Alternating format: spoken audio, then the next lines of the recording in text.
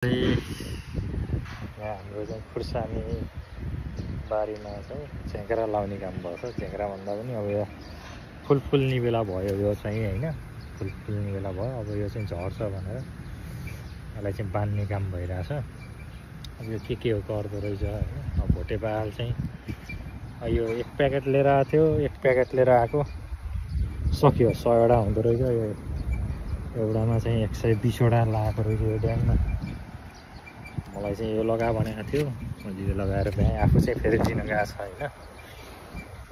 खुर्सानी यो पिरो खाले खुर्सानी चाहिँ होइन, यिनीहरूले चाहिँ त्यो धुलो अर्को बेसारको ठाउँमा चाहिँ हाल्दो रहेछ यिनीहरूले। त्यो बेसार चाहिँ युज गर्दैन यिनीहरूले, खुर्सानी हालेर रातो न रातो बनाउँछ। यहाँ के रोपेको भन्दा यो खुर्सानी जति सबै बुढोले रोपेको हो होइन। अनि त्यसपछि सर सबैमा आज बिहानभरि यो गाड्यो।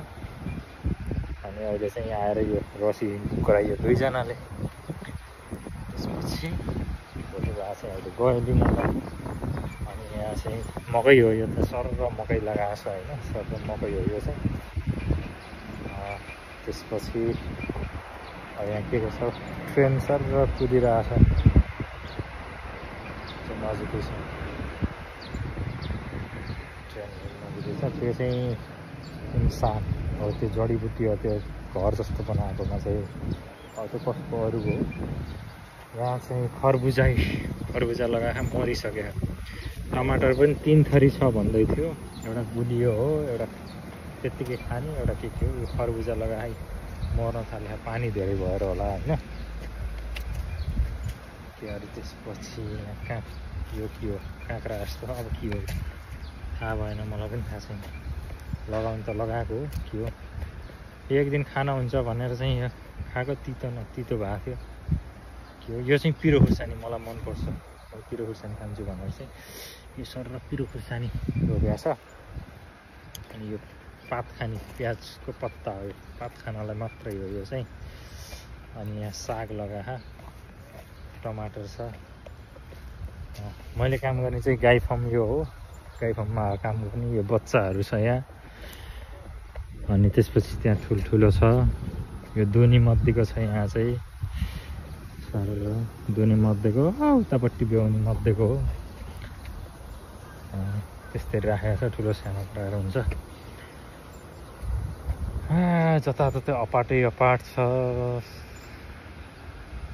उतापट्टिहरू गाई फार्महरू पनि छ। यहाँ आज भर्खरै चाहिँ धान रोपिरहेको थियो। त्यो मेसिनले चाहिँ धान रोप्छ। भोटेहरू त्यहाँ उभिरहेको छ। धान रोप्नलाई यहाँ रेडी बनाएर बसेको छ।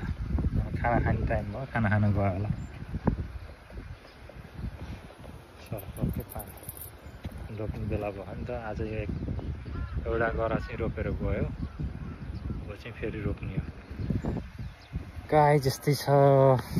तपाईँहरूले पनि यस्तै तरिकाले आफ्नो घरमा रोप्ने हो भने यस्तै गरेर रोप्नु होला। तर नेपालमा चाहिँ यसरी रोपेर पर्ता आउँदैन होइन।